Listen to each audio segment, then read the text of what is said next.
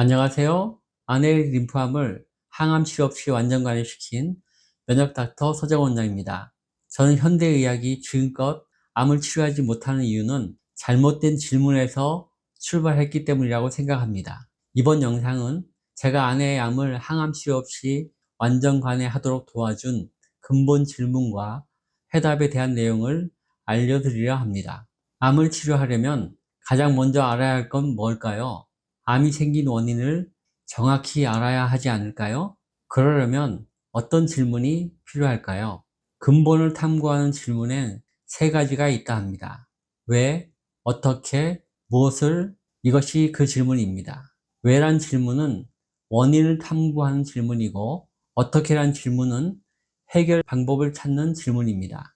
두 가지 질문을 통해서 원인과 해답을 찾았다면 구체적인 실천 방법을 찾는 마지막 질문이 무엇을? 입니다.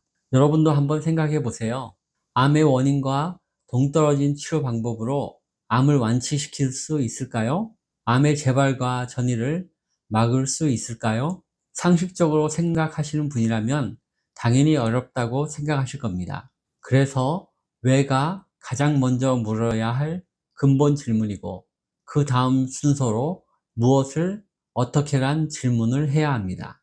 암의 원인을 찾는 질문은 두말할 것도 없이 왜 암이 생길까? 입니다. 그런데 이 질문에 대한 해답은 지난 100년간의 연구를 통해서 거의 밝혀져 있습니다. 밝혀진 암의 원인은 1급, 2급 발암물질, 과도한 장기 스트레스, 활성산소와 만성염증, 그리고 노화입니다. 이런 것들이 면역 저하를 초래하면 정상세포가 병들고 유전자 돌연변이가 생겨서 암이 발생합니다.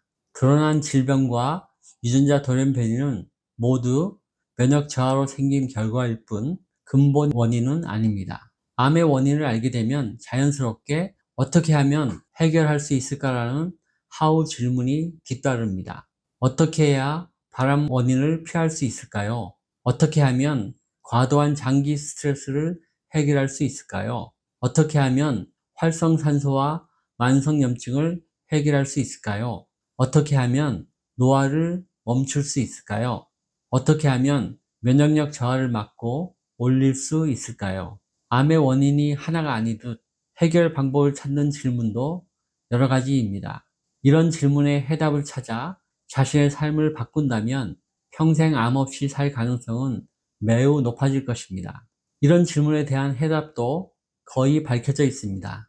발암 원인을 알고 적극적으로 피하거나 제거하거나 발암성이 없는 것으로 대체한다. 스트레스를 찾아 해결하거나 피하거나 위로와 활력을 주는 다른 방식을 찾는다. 활성산소가 없는 환경, 줄여주는 먹거리와 영양제를 적극적으로 섭취한다. 항노화에 도움이 되는 먹거리, 영양제, 환경, 운동, 수면을 생활화한다. 앞에 두 가지 질문에 대한 해답을 알아도 바로 적용하는 것은 또 다른 문제입니다. 저도 구체적 방법을 찾는 것이 가장 어려웠습니다. 시간과 돈을 들여 여러 방법을 직접 실천해 보면서 효과 있는 방법만을 찾았습니다. 이 세상엔 효과 있는 것이 한 가지만 있는 것이 아니어서 이것저것 하다 보면 중복되기 마련입니다. 중복되면 경제적 부담이 늘어나고 실천도 어려워집니다. 반면 경제적 사용만 고려하다 보면 꼭 필요한 것이 배제되기도 합니다. 가치를 분별하지 못하기 때문이죠. 대체할 수 없을 만큼 효과가 좋으면서 실천이 쉽고 경제적이어야 지속적으로 유지할 수 있습니다. 저는 이 방법을 찾았습니다. 병원에 내원 상담하시는 분들에게 다 설명해 드리고 있습니다.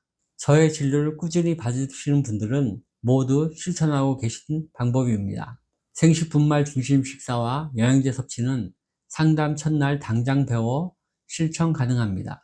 나머지는 진료 시마다 질문과 답변을 통해 개인적으로 습득하고 실천하도록 돕고 있습니다. 그런데 암에 걸리기 전엔 이런 질문을 하는 사람은 거의 없습니다. 암 관련 자연치유에 관심이 있는 소수만 배우려 할 뿐입니다.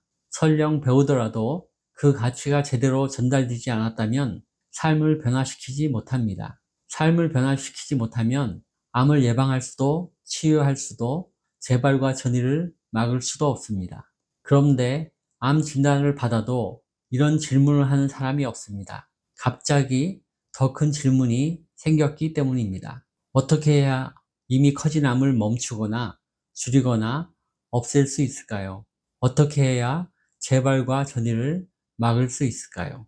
발등에 떨어진 불을 끄는데 급한 마음 때문에 이런 질문이 나오는 것은 이해합니다. 그래서 모든 암병원의 3대 표준 치료 사이클로 들어가게 됩니다. 사실 표준 치료를 하는 의사도 마찬가지입니다. 암 사이즈를 줄이는 게 유일한 목적이니까요. 암병원의 표준 치료는 암 환자의 급한 마음에 딱 맞는 해법을 제시합니다. 암을 갖고 사는 건 꺼림칙하고 불안한데 암병원에 가면 수술로 암을 시원하게 도려내 줍니다.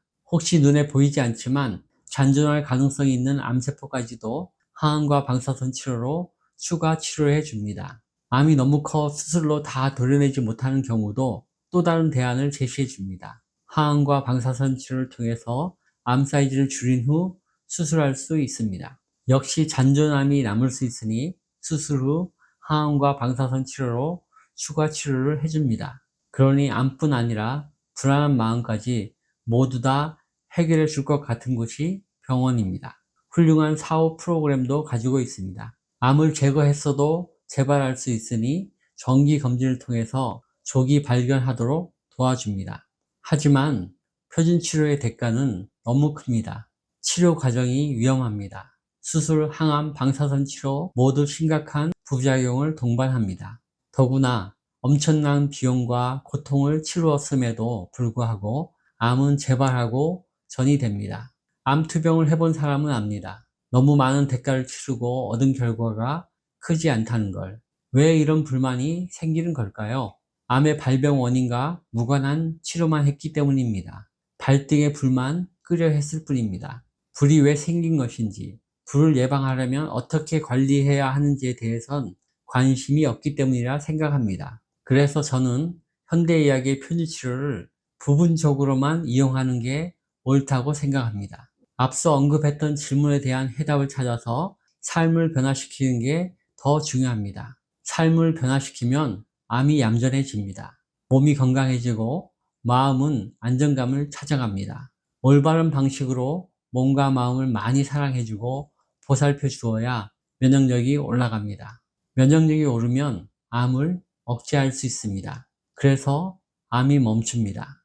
이것이 1차 목표입니다. 암을 멈출 수 있을 만큼 건강하게 삶을 바꾸었다면 그대로 계속하십시오. 그러면 암이 줄어들기도 합니다. 이것을 저는 기본 1이라고 말합니다. 그리고 3년간 꾸준히 면역치료를 받는 것이 기본 2라고 말합니다. 기본 1을 실천하면 자연스레 전반적인 면역력이 올라갑니다.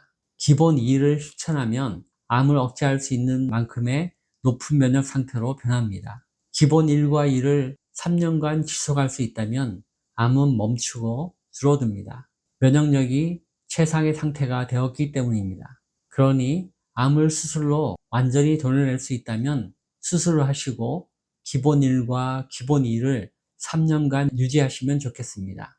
암 사이즈를 줄이는 효과가 분명한 항암제가 있다면 항암 치료를 받으시면서 기본 1과 기본 2를 4년간 병행하는 걸 추천드립니다.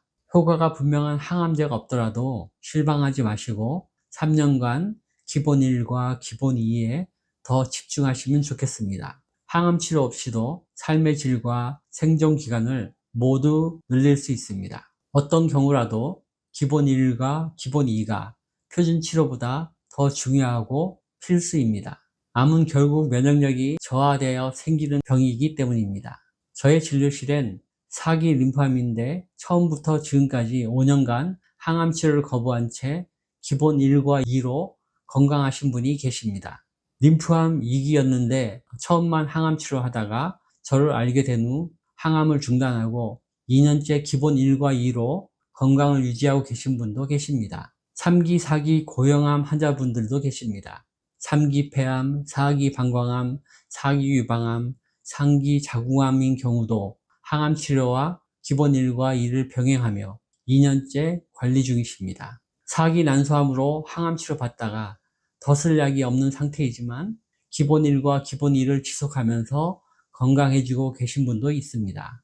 제 아내의 경우도 말트 림프암과 쇼그렌 증후군을 모두 가지고 있지만 기본 1과 2만으로 완전 관해되었습니다. 결론은 근본 원인을 찾아 올바른 방법으로 치료해야 한다는 것입니다. 암 표준 치료는 근본 치료가 아닙니다. 증상 치료입니다.